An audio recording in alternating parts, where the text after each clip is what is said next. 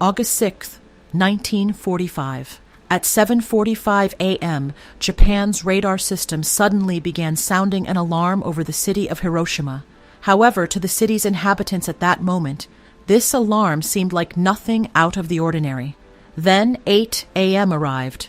Workers set off for their offices. Young children reached their schools just as their first classes were about to begin. And right at that moment, some people spotted an American Boeing B-29 aircraft soaring through the sky. Then, at 8:15 a.m., they observed an object falling downward from the plane. From a distance, they could not discern exactly what it was. Yet, not even in their wildest dreams could they have imagined that it was an atomic bomb. Before anyone could comprehend what was happening, the entire city was engulfed in a fireball. Thousands of people were incinerated and vanished in a single second. For some, only their shadows remained etched onto the walls as a haunting memorial. The city's towering buildings, trees, animals, and birds, everything was reduced to ashes. In an instant, approximately 80,000 people perished. It was one of the most horrific scenes in history. Upon hearing of this tragic event, a question may now arise in your mind. Why was this bomb dropped? What was the underlying reason?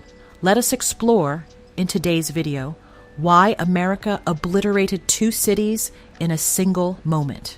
This intriguing story begins in 1941, when America intervened to save China by teaching Japan a stern lesson. This is the very same China that stands in opposition to America today. The Second World War began in 1939. In the early stages of the conflict, one side consisted of Germany, Italy, and Japan. The other side comprised France, Britain, and the Soviet Union.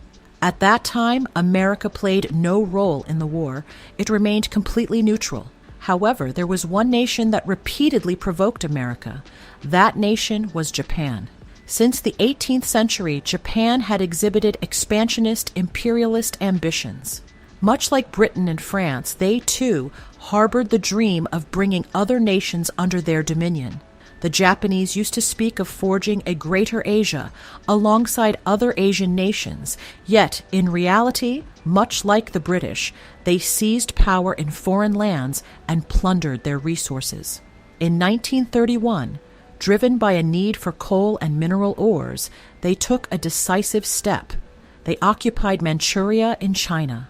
By 1940, nations such as Indonesia, Myanmar, Cambodia, Laos, Vietnam, North Korea, and South Korea had all fallen under Japanese colonial rule. From these territories, they extracted resources and transported them back to their homeland. Yet despite these acquisitions, they still lacked everything they needed. For the most vital resource, oil, they remained dependent on the United States. At that time, oil was an immensely valuable commodity, and the United States supplied a staggering 80% of Japan's oil requirements. The Japanese economy played the pivotal role in sustaining Japan's power, and that economy was fundamentally industrial-based. However, Japan possessed very few natural resources of its own. Consequently, it was compelled to rely on the United States and Europe to meet its resource needs. During this period, the United States observed Japan's expansion with passive vigilance, though they certainly did not approve of it. Nevertheless, they refrained from taking direct action, limiting their response to mere condemnation. Then, abruptly, Japan forged an alliance with Nazi Germany, a nation that stood as an adversary to both the United States and Britain. Furthermore, in a bid to further expand their empire, they turned their gaze southward toward Vietnam, Laos, and Cambodia. However, at that time, these territories were under French control. In 1940, having defeated France, Japan seized control of these regions. Since France was an ally of the United States, this act marked the inception of open hostility between the United States and Japan. The United States concluded that if Japan were allowed to continue expanding its empire in this manner, they themselves could eventually face a grave threat. To curb this imperialist policy, the United States imposed an oil embargo on Japan in July 1941. Deprived of oil, Japan's industries began to grind to a halt, one after another. The United States presented them with a condition. They must first relinquish their control over China and sever all ties with Hitler.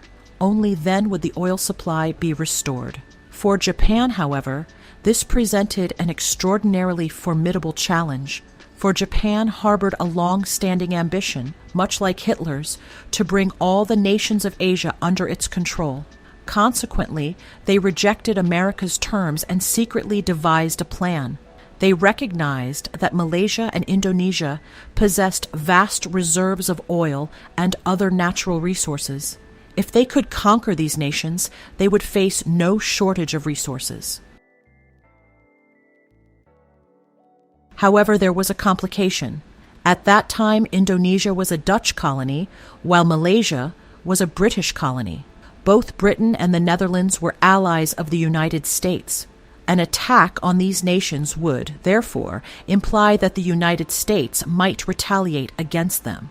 Their gaze then turned toward the Philippines, a territory that was, at the time, under American control. In essence, America stood as the primary obstacle in their path. They devised a bold strategy. First, they would launch a preemptive strike to defeat the United States, and only then would they proceed to peacefully annex all the other nations. Japan was well aware that the United States was a far more powerful nation than their own. It was for this very reason that they conceived such an audacious plan. The thinking was that if America's fighter jets, aircraft, military bases, tankers, and aircraft carriers could be covertly destroyed, America's backbone would be broken. Driven by this rather naive notion, on December 7, 1941, Japan launched a surprise attack on the U.S. base at Pearl Harbor. The Pearl Harbor base was located on the island of Hawaii, a distance of nearly 3,000 miles from Japan.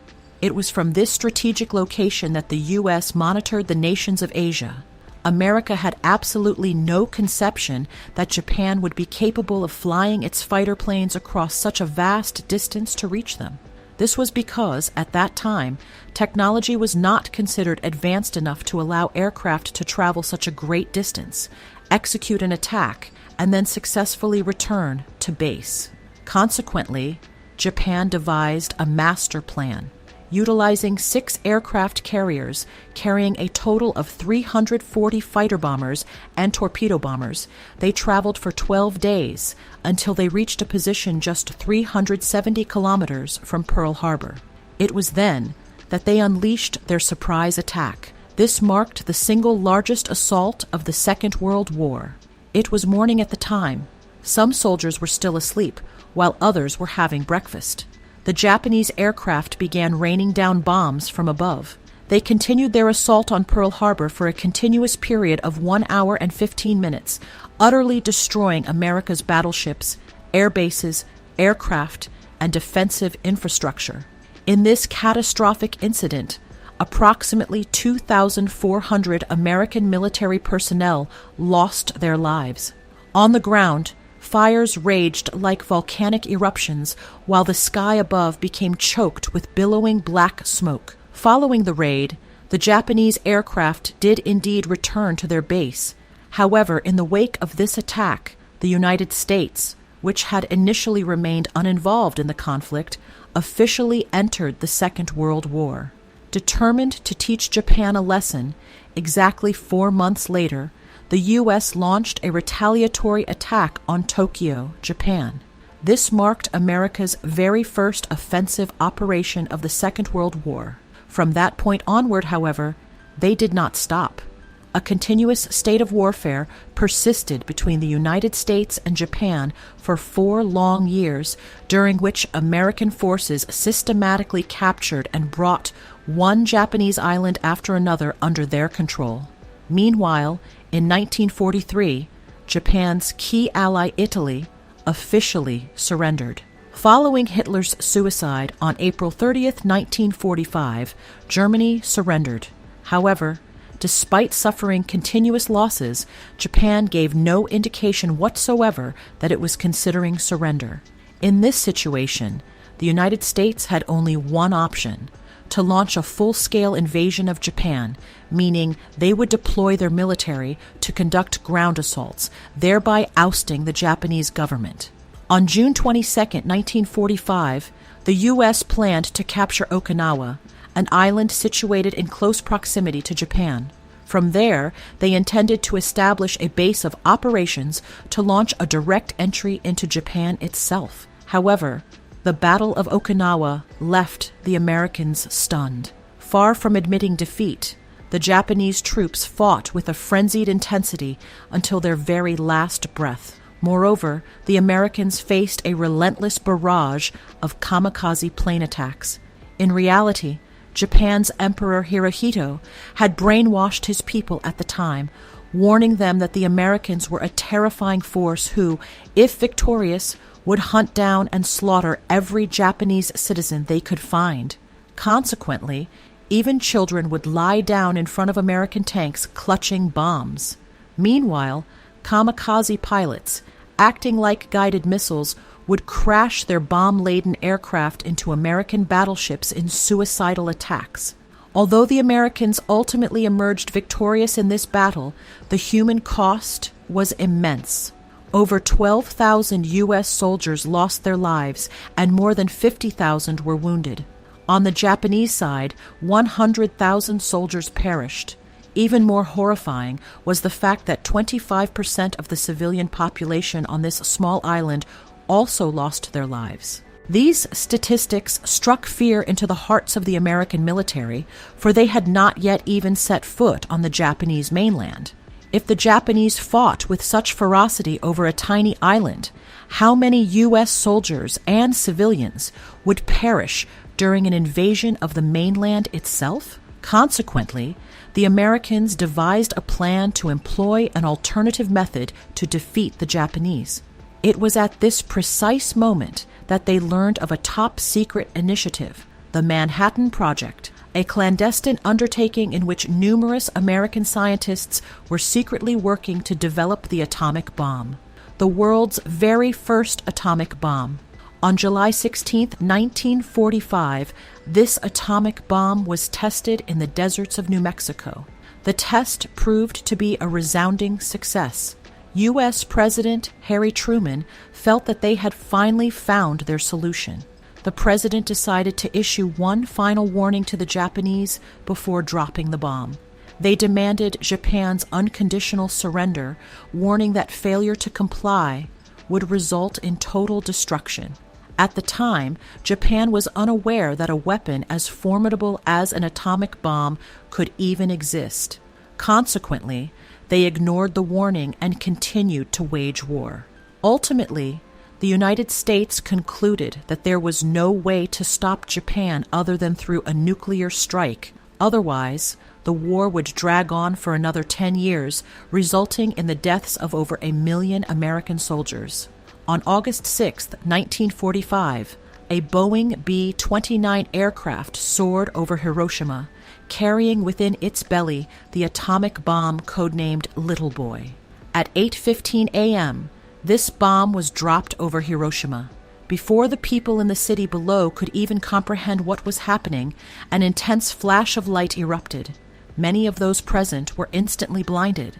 At first, they thought the sun had fallen from the sky. This was followed by a sound so deafening that it ruptured the eardrums of many. Furthermore, due to temperatures reaching 4,000 degrees, victims at ground zero were reduced to dust.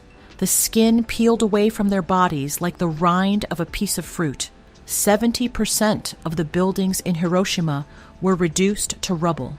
By viewing this satellite image, you can visualize the stark contrast between the city's appearance before and after the bombing. Yet, the most astonishing aspect of this event is that even after this bomb blast, the Emperor of Japan expressed reluctance to surrender. He declared that it was not a matter of great significance. After all, it was merely a single bomb that had exploded.